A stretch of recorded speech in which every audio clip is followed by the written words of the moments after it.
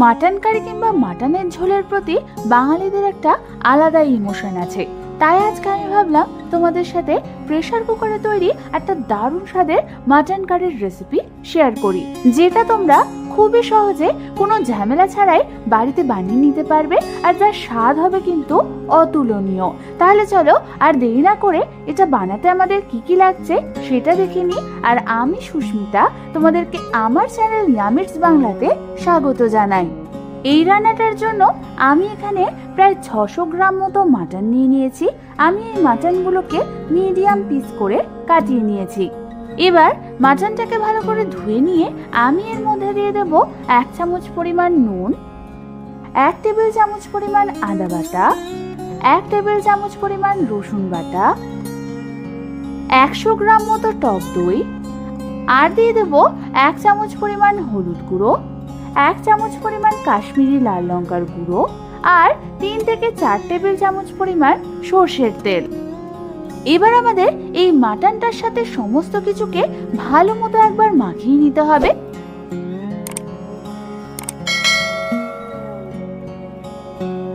তোমরা দেখো আমাদের মাটনের সাথে সমস্ত কিছু ভালো মতো মাখানো হয়ে গেছে। এবার আমি এই মাটনটাকে কমপক্ষে 1 ঘন্টার জন্য ম্যারিনেট হতে রেখে দেব। ততক্ষণে অন্যদিকে আমি নিয়ে নিয়েছি 3খানা মিডিয়াম সাইজের আলু। আলুগুলোকেও আমি খোসা ছাড়িয়ে ভালো করে ধুয়ে নিয়ে অর্ধেক করে কেটে নিয়েছি। এবার এর মধ্যে দিয়ে দেব 1/2 চামচ পরিমাণ নুন, 1/2 চামচ পরিমাণ হলুদ গুঁড়ো, আর দিয়ে দেব 1/2 চামচ পরিমাণ কাশ্মীরি লাল লঙ্কার গুঁড়ো। এবার আমাদের এই সমস্ত কিছুকে আলুটার গায়ে ভালো মতো মাখিয়ে নিতে হবে। আলুটার সাথে সমস্ত কিছু ভালো করে মাখানো হয়ে গেলে এবার এটাকে সরিয়ে রেখে অন্যদিকে আমি একটা বাটির মধ্যে নিয়ে নিয়েছি 1 চামচ পরিমাণ হলুদ গুঁড়ো, 1 টেবিল চামচ পরিমাণ কাশ্মীরি লাল লঙ্কার গুঁড়ো, 2 চামচ পরিমাণ ধনে গুঁড়ো, আর দিয়ে দেব 1 চামচ পরিমাণ জিরে গুঁড়ো আর কিছুটা পরিমাণ জল। এবার এই জলটার সাথে মশলাটাকে আমাদের ভালো মতো মিশিয়ে নিতে হবে।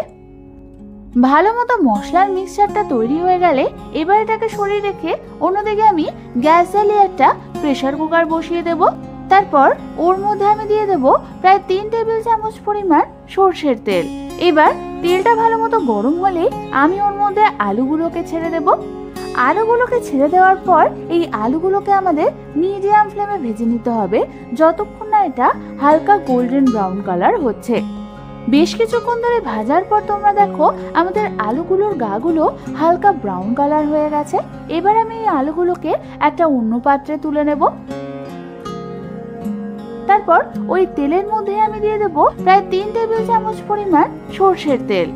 তারপর ওর মধ্যে আমি ফোড়নের জন্য দেব 3খানা এলাচ, 3খানা লবঙ্গ, 1খানা বড় এলাচ, 1খানা দারচিনি, 2খানা শুকনো লঙ্কা, আর দিয়ে দেবো 1খানা তেজপাতা। এবার ওই তেলের মধ্যে আমি দিয়ে দেবো 1 চামচ পরিমাণ চিনি। চিনি দেওয়ার পর এই সমস্ত কিছুকে আমাদের হালকা হাতে একটু নাড়াচাড়া করতে হবে যতক্ষণ না আমাদের চিনিটা ক্যারামেলাইজড হচ্ছে। চিনিটা ক্যারামেলাইজড হয়ে আসলেই আমি এর মধ্যে দিয়ে দেবো 3খানা মিডিয়াম সাইজের মিহি করে কুচনো পেঁয়াজ। পেঁয়াজ দেওয়ার পর আমাদের এটাকে হালকা হাতে একবার নাড়াচাড়া করে নিতে হবে। তারপর পেঁয়াজটা যাতে তাড়াতাড়ি নরম হয়ে যায় তাই আমি এর মধ্যে দিয়ে দেবো 1/2 চামচ পরিমাণ নুন। নুন দেওয়ার পর আমাদের এই পেঁয়াজটাকে মিডিয়াম ফ্লেমে আরো 2 থেকে 3 মিনিটের জন্য হালকা হাতে ভেজে নিতে হবে। 2 থেকে 3 মিনিট ধরে ভালো মতো ভাজবার পর তোমরা দেখো আমাদের পেঁয়াজের কালারটা চেঞ্জ হয়ে গেছে আর এটা নরমও হয়ে গেছে।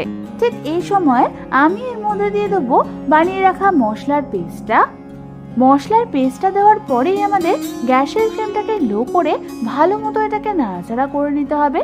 তারপর এই মশলাটাকে আমাদের কষতে দিতে হবে যতক্ষণ না এর থেকে তেল ছেড়ে আসছে। এই মশলাটা কষার সময় মশলাটা যাতে শুকিয়ে না যায় তাই আমি এর মধ্যে অল্প অল্প করে গরম জল দিয়ে তারপর মশলাটাকে ভালো করে কষাচ্ছিলাম।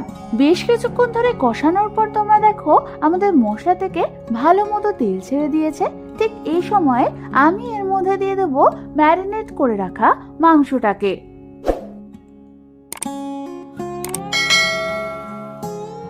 মাংসটাকে দেওয়ার পর গ্যাসের ফ্লেমটাকে হাই করে দিয়ে আমাদের এটাকে ভালো মতো নাড়াচাড়া করতে হবে।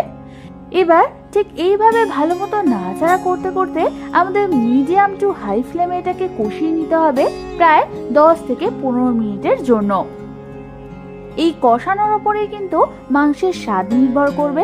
তোমরা যত ভালোভাবে মাংসটাকে কষাতে পারবে তত তোমাদের মাংসের স্বাদ বাড়বে। আর তোমরা মাংস কষানোর সময় কিন্তু একদম জল ব্যবহার করবে না, যেহেতু এই মাংসের টক দই দেওয়া ছিল তাই এর থেকে আপনা আপনি জল বেরোবে। প্রায় 15 মিনিট ধরে নাড়াচাড়া করতে করতে তোমরা দেখো আমাদের মাংসটা কিন্তু ভালো মতো কষানো হয়ে গেছে। ঠিক এই সময় আমি এর মধ্যে দিয়ে দেবো ভেজে রাখা আলুগুলোকে। আলুগুলো দেওয়ার পরও আমাদের সমস্ত কিছুকে আরো একবার ভালো মতো নাড়াচাড়া করে নিতে হবে। তারপর আমি এর মধ্যে দিয়ে দেবো প্রায় 1.5 কাপ পরিমাণ গরম জল। তোমরা এই মাংসের যেরকম গ্রেভি চাও সেই অনুযায়ী তোমরা এখানে জল অ্যাড করবে। আর দিয়ে দেবো 3খানা চেরা কাঁচা লঙ্কা। তারপর আমাদের হালকা হাতে সমস্ত কিছুকে একবার নাড়াচাড়া করে নিতে হবে। ভালো মতো নাড়াচাড়া করে প্রেসার কুকারের ঢাকনা বন্ধ করে দিয়ে আমি এটাকে কমপক্ষে 7 থেকে 8টা সিটি হওয়ার জন্য রেখে দেব।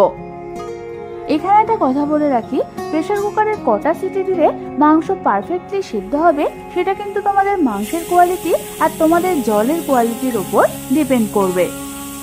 এবার গ্যাসের ফ্লেমটাকে বন্ধ করে দিয়ে আমি এটাকে স্ট্যান্ডিং টাইমে রেখে দেব যতক্ষণ আমাদের প্রেসার কুকারের সমস্ত ভাপ বেরিয়ে যাচ্ছে।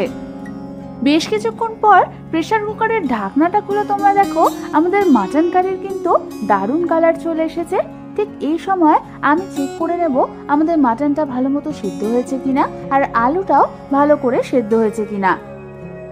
তোমরা দেখো আমাদের মাটন আর আলু একদম পারফেক্টলি সিদ্ধ হয়ে গেছে। এবার গ্যাস জ্বালিয়ে গ্যাসের ফ্লেমটাকে একদম লো করে দিয়ে আমি এর মধ্যে দিয়ে দেবো 1 চামচ পরিমাণ ঘি আর 1/2 চামচ পরিমাণ গরম মশলার গুঁড়ো। ঘি আর গরম মশলা গুঁড়ো দিয়ে আমাদের হালকা হাতে ঠিক এইভাবে নাড়াচাড়া করে নিতে হবে। এই সময় তোমরা যদি মাটন কারির ঝোলটা রিডিউস করতে চাও তাহলে গ্যাসের ফ্লেমে আরো কিছুক্ষণ ধরে এটাকে ফুটিয়ে নেবে। ব্যাস, তাহলে কিন্তু তৈরি হয়ে যাবে তোমাদের দারুণ স্বাদের প্রেসার কুকারের মাটন কারি। এবার শুধু গরম গরম ভাতের সাথে সার্ভ করার অপেক্ষা। কি দেখেই জিভে জল আসছে তো? তাহলে আর দেরি না করে বাড়িতে যে কোনো একদিন এইভাবে মাটন কারি বানিয়ে দেখো, আশা করি তোমাদের খুবই ভালো লাগবে। আমার চ্যানেলে মাটনের আরো দারুণ দারুণ রেসিপি রয়েছে, দেখতে চাইলে উপরের আই বাটনটা ক্লিক করে দেখে নিতে পারো। আর এই রেসিপিটা ভালো লেগে থাকলে একটা লাইক করে দিও। আর এরকম দারুণ দারুণ রেসিপি পেতে হলে আমার চ্যানেলটাকে সাবস্ক্রাইব করতে কিন্তু একদম ভুলো না। আজ তাহলে পর্যন্তই, আমি আবার চলে আসবো তোমাদের কাছে নতুন কোনো রেসিপি নিয়ে।